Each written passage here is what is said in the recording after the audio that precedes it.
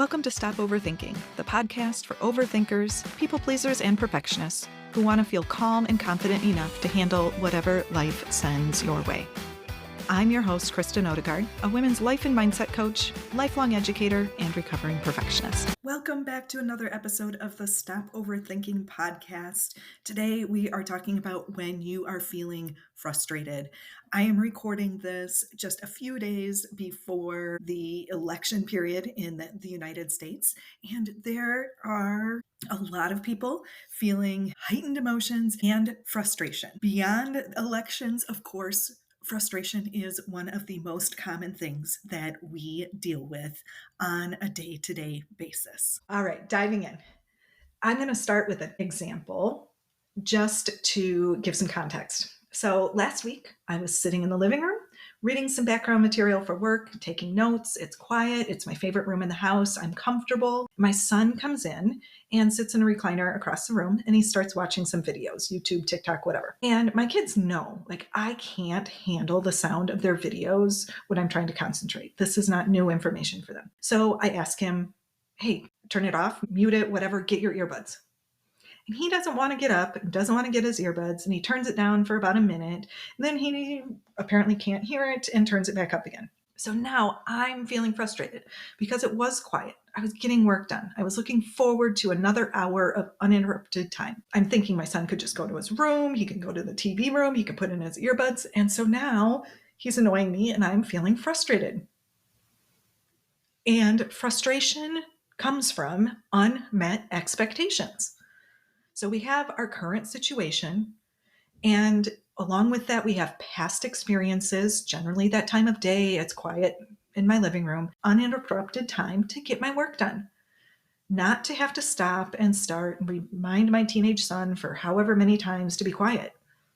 Could I have gotten up and moved to another room? Yes, but I didn't want to either because I was there first and I had built this up in my mind. I had an expectation. And this is not a life or death situation, certainly, but this happens in so many aspects of our life. There is an expectation of how people should work together, how to treat others, how you want to be treated. And when those things don't happen, you might feel frustrated. You can feel frustrated with yourself when you want something and you try it, but it doesn't happen. So that can also lead to feeling frustrated. Maybe it's something as simple as wanting to eat more vegetables or get more sleep or be more patient with others. And when you don't meet those thoughts about yourself, you can become frustrated with yourself. So unmet expectations often lead to frustration, and those expectations come from all different aspects of our life. From our upbringing, the way that you were raised. It's about your beliefs and your values. And it can even be things like your past experiences, either positive or negative. In a work scenario, maybe you worked for a company that had an amazing culture. It was open, transparent, you all had fun together. And a new leader came in, or you're at a different facility or something. Now it's task focused and tactical, and you're frustrated because you are comparing it to a past experience and it's not meeting your current expectations in your mind about a work environment. You may have expectations from other types of negative experiences in your life. With parenting, it's often like, I'm not going to be like that. I'm not going to discipline my kids that way. I'm not going to force certain foods. So you had negative experiences and you have built expectations from that perspective. So when our expectations are not met, it often leads to frustration and sometimes even anger and resentment. Because when we are feeling frustrated, we make judgments and we tend to act urgently because it's hard to act logically or kindly when you're in the heat of the emotion. This is so common when you are out driving the car. You probably don't even know the other people on the road, but you can feel frustrated if they're not following your expectations, going the speed that you want them to, or maybe they let too many other people in, or they wait too long at a stop sign, or are taking too long to turn. You have expectations based on your past experiences of driving that route or the rules of the road, whatever's going on in your life. And we know that people get frustrated and people show their frustration on the road. It might look like hand gestures or honking the horn. You might get dirty looks or even aggressive driving to get away from another driver. People are feeling frustrated, they make judgments, they act urgently. And it stems from the fact that other people aren't meeting their expectations. So we can observe this with others, but of course, we do this individually too. Can you think of a time when you made a judgment about someone or a situation from feeling frustrated because they didn't meet the expectations you had for them? Expectations that that other person may not have even been aware of. So going back to the living room and me wanting my quiet time to get work done, when my son came in and then made noises, or his videos made noises and interrupted me several times, I was making a judgment. He doesn't listen to me. He doesn't respect my quiet time. He's just coming in doing whatever he wants. I'm assuming thoughts about what he's thinking and what his motivation is. But I also had to acknowledge that he wasn't aware of my expectation that I wanted quiet time for another hour. I didn't tell him that initially, because there are certainly times when I welcome my kids coming in. Heck, they're teenagers. Sometimes I'm really grateful that they want to come in and have a conversation with me or even sit in the same room with me. But that was not the case in this moment. But he didn't know it. So with this increased frustration, we often have this tendency to think it's more urgent than it really is. So we're not pausing, we're not thinking logically or considering what might be going on for them. Acting in the moment, saying things that you maybe haven't considered, often causes more problems than it would if we just paused, sat back, and thought about it for a moment. And this is often true in parenting and other ways of disciplining your child. You have expectations that your children will do what you ask in a certain amount of time. Maybe it's getting ready for bed or finishing homework or picking up their room, even when the kid knows it needs to be done at a certain time, or perhaps it's a routine, so it's not new. But in some way, the expectation isn't met for you. And many parents make a judgment at that time. My child isn't listening to me. They aren't respecting me. They don't care about schoolwork. And we make these judgments that may or may not be true. And then we pair it with acting urgently, reacting from emotion, instead of an intentional response based on what we are really seeking. And what is it that we are seeking? What is the end goal? I'm going to talk about that in about 5 minutes. When we act urgently, lose our patience, lose our temper, which ultimately is about this feeling of losing control. And we act urgently to try and regain control again in that moment. But really, is it about the homework, or is it about the room? Or is it more about the daily or weekly struggle about organization and getting work done? Or is it that your friend's kid seems to have it all together and great grades and doesn't need to be reminded or told what to do? You're adding in layers of expectations, judging yourself, judging your child, comparing to your friend. And then you have an expectation and a goal, but you don't even know how to get there. So then you feel more frustrated. Frustration comes from so many places. You know this. It's the combination of unmet expectations about our current situation, our past experiences, and our future expectations, and then wanting a desired outcome. And when that outcome doesn't happen, it's really normal to feel frustrated. Most of the time, people don't want to feel frustrated. They want to feel happy. And when you're happy, it often means that you have attained a goal. Your needs are met, your expectations are met. And on the flip side of that is when there are barriers to meeting your goal, keeping you from getting your expectations. That's the anger and frustration. So how do you reframe your current situation, the past experiences, or your future expectations to better get to your desired outcomes? I have 5 things to do when you are feeling frustrated to help you overcome frustration, understand the motive, and learn how to still meet your goal when there are obstacles in the way. First, ask yourself, what is the story that you're telling yourself? What are you making this situation mean? This is important when you're in the middle of a situation, but it's also challenging. Where are your feelings coming from? So you need to stop and step away and identify why you're so frustrated in the moment. Back to my son in the living room, I began making up a story in my mind. I was drawing conclusions and making his actions mean something to me. And when you have all of these thoughts just kind of swirling and it's like, what is this all about? I like to think of it as moving through a funnel. So you have all the thoughts up at the top and you're narrowing it down just by asking why. Asking why about 4 or 5 times. Why am I thinking this? What am I making this mean? Why am I thinking this? And we ask that several times to get to the core thought, which usually has to do with not feeling liked, not feeling loved, or not feeling respected. When you find that underlying thought, you'll likely realize that the thought has nothing to do with the other person. It's all about you and your feelings. And while those are totally valid, it's a story that you're telling yourself about what the other person is maybe thinking, and it's rarely true. And these stories often even fuel the fire of frustration, and they're not true. So ask yourself, what is the story that I'm telling myself? Number 2, pause and think before you react. At times when we're feeling frustrated, we often feel this intense need to stand up for ourselves or to fix things immediately. But sometimes the problems we create are a direct result of our imagination, right? What's the story? So in my household, the children are responsible for emptying the dishwasher. This is a regular chore.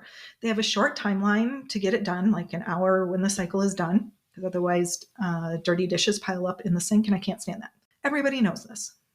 But the kids are often caught up in other things and frankly don't prioritize putting away dishes. So I can yell, I can threaten, I can give warnings, I can take away privileges.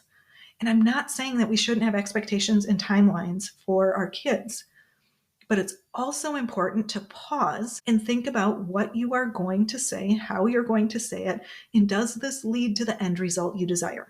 I don't want to yell and threaten and parent my kids from feeling guilty or in fear of my reactions. So I have to pause and remind myself of that so I can think about what I want to do in that moment to maintain the connection with my kids. Remind myself that I'm raising humans to think for themselves, and yep, there might be consequences for their actions. In the last episode, I talked about parenting with Chris Peterson, a Love and Logic facilitator. And one of the strategies with the Love and Logic approach is to pause and to delay consequences, because we know that we don't make good decisions from an emotional reaction. And children don't learn and process what we're saying when they are emotionally flooded.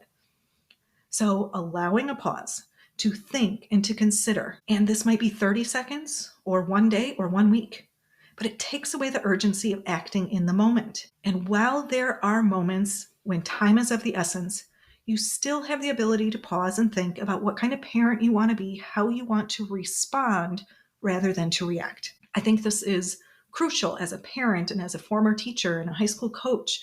The manner in which we respond to them when things go the way we expect them to shapes the way that these children are going to respond to us as they grow up. And this is true with relationships with other adults as well. But we can often see the example more clearly from a parenting or teaching perspective because most of us have that experience of at least growing up and being parented. Many parents, including me at times, are more reactive in response rather than proactive. Instead of setting expectations on the front end, telling them how to do it, when to do it, and then recognizing the child when it's accomplished, we wait and react when it isn't done the way in which we expect. And while children and even some adults, hello, all you people pleasers, they may do what you want, they're doing it from a motivation of avoiding a negative reaction, not one that they are learning from and being responsible. The motive is off. And so this leads to having to give more warnings, threats, or guilt trips. And the children are not doing these things when you're not present. They're only doing it to avoid a certain reaction from the parent, not because they learned a skill or they're becoming more responsible or they want to change their behaviors. And this is also true with adults. You need to pause and think about responding and deciding how to handle a situation instead of just being reactive. So let's say you want your partner to do more with picking up the house in the evenings, and you don't want to have to ask all the time. And maybe you've said it enough that you need help and you shouldn't have to do it all and you shouldn't have to ask for help every day. And you've been angry and feeling frustrated and feeling crabby often enough that your partner goes through the motions sometimes, but the motivation isn't necessarily to help you or to want a picked up space. Their motivation is to avoid your emotional outburst. And this isn't a motivation that builds partnership or connection. You might get your end result. The chores might get done. But if resentment is building between the two of you, is that really meeting your goals? Is it really your end desire to want your partner to avoid making you mad? Or would you rather have an end goal of a strong and healthy relationship? So in this case, Pause and consider, how do I get my partner to want to do things with me and for me? So if you're now realizing that you have been that mom, that friend, that wife that reacts and wants others to fall in line, now you know, and you can make changes. And if you are the person who is reacting and people pleasing and acting from fear of avoiding someone else's reactions, that is a hard place to be. But again, you have the ability to change the dynamics of the situation. Perhaps you have a conversation when emotions are calm and you say something like, I want us to have a great relationship. I want you to be happy and not feel frustrated. But sometimes I don't know what you're thinking or expecting. And if I don't know what they are, then I don't know how to help you meet them. So if you come at it from the perspective that you're on the same team as two players coming together to meet the desired goal, as opposed to being on separate teams and just needing to win. So that's a really long explanation of number 2, pausing and thinking and before you react, and why it's so important. Number 3, see it from another point of view. When your child doesn't pick up whatever you ask them to, your partner is late again, your coworker is not pulling their weight, try and see it from another point of view. You're going to ask yourself, what is the story that you're telling yourself? You're going to pause. But with that story, is it really true? What are they thinking? Is it really true that they don't think that you're important or they don't respect you? Usually, no. In your frustration, you might be able to convince yourself that it's true, and you might be able to justify a whole lot of things that aren't true, which leads to more worry and anxiety and fear. Our brains are wired to be negative, to think of what might happen and how we can react to be safe. But those aren't appropriate reactions in this day and age in a lot of situations. So we need to pause. Number 2, we gather our logical thoughts. And when we want to see it from another perspective, it can be really helpful. I think of it as being curious. And I think things like, what could be going on for them in order for them to behave that way? What could they be thinking about that this makes sense? And when you see things from another perspective, when you are curious, you will gain more insight and realize that your current automatic pattern of thinking isn't always true. It's just thoughts. It isn't the only way to think, and you become open to changing your thought patterns and your judgments and your need for urgency. So number 3 is to see it from another point of view. Number 4, decide if it needs to be addressed and does it need to be addressed now. This is closely related to the other ones because we're going to pause so we don't react emotionally. We don't want to make things more urgent than they really are. But it bears another reminder to consider that many situations are more emotionally charged when trying to address it now instead of taking time to think it over, whether that's minutes, hours, overnight, or over a week. Very few things are emergencies, and they can hurt your relationships by acting emotionally and urgently instead of acting intentionally. Addressing it immediately in the moment, your mind will tell you it can't wait. The emotions are too intense, and you need to tell the other person something rather than you're pausing, you're thinking about it from another point of view. And it provides time for you to allow the emotion and not react from it. And this is also true for the other person. They have time to go through all this process too. And almost always with that time, intentionally thinking if it needs to be addressed and when, the conversation will almost always go better. Are there times with your small children that you need to act sooner because their safety is in danger? Yes. And then do so. Use your judgment. But often with your spouse, friends, family, coworkers, other adults, it's different. They are not children. Your partner's not a child, and treating them as such doesn't lead to healthy relationships. So taking time to decide if this is something that needs to be addressed, then ask yourself, what is your end goal? Is your end goal to tell the person that they were wrong? Is it that you just need to defend yourself because you don't feel heard?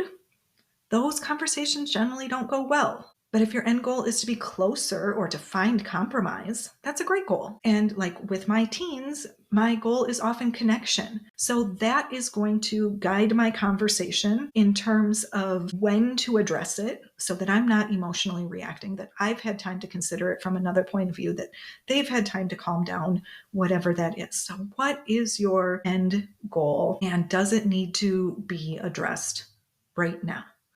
5th, and finally, we want to respond with love, kindness, and respect. Timing and tone are critical elements of difficult conversations. We also know that our thoughts and our feelings are going to play into that tone that comes out.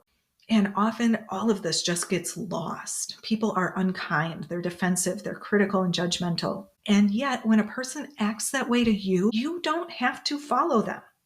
You can choose to be kind and respectful or loving no matter what the other person is doing. I know this is challenging. I coached 2 people this week that have difficult relationships with another person in their life, and not talking with them is not an option. And when that person comes at them and they're being petty or critical or just seems mean, they want to lash out and respond likewise. And we talked about this process because they get to be who they want to be, and someone else's emotions aren't theirs. Having solid relationships means lots of listening, empathy, and also being humble. Too many times we enter into the conversation already set on our opinion, what we want to say to the other person, even though we haven't taken the time to ask them what they were thinking or feeling. And when you take the time to get yourself in a place to be loving, to feel kind, you are listening. You're seeking to understand the other person rather than just for you to be understood. You might be listening more than you're talking, and that's okay because it's not about being right. It's about being kind or loving or respectful. And this doesn't mean that you don't address your issues.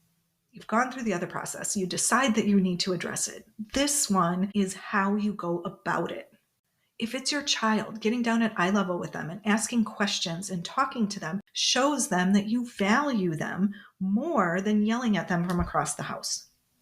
You can still be firm and loving at the same time. You can give corrections and model to them how to handle frustration. The same thing with an adult. You get to decide what is the outcome that you want, and you are controlling your part of the conversation. And you can be kind, you can be loving, you can be respectful, regardless of what anyone else is doing. So those are our 5 steps. Lastly, I just want to mention, if you are feeling frustrated, do not respond to the situation through text or email. A minority of all communication is the actual words. So much is the nonverbal component, such as your tone of voice and the body language and facial expressions. And that is critical to sticky situations. And if you're dealing with frustration, chances are these are some sticky situations or difficult conversations. So if you are feeling frustrated, even if you go through these steps and decide to address it and your intention is to be kind, I encourage you to at least have a phone discussion, if not face-to-face, on this issue. Again, consider your desired outcome, because often texting isn't going to be conducive to that goal. I gave you a ton of information today, and I'm going to recap these steps one last time so that you can solidify them in your mind and use them the next time you are feeling frustrated. So remember, frustration comes from unmet expectations. So know what those expectations are. And then ask yourself, what is the story that you're telling yourself about you, about the other person, about the situation?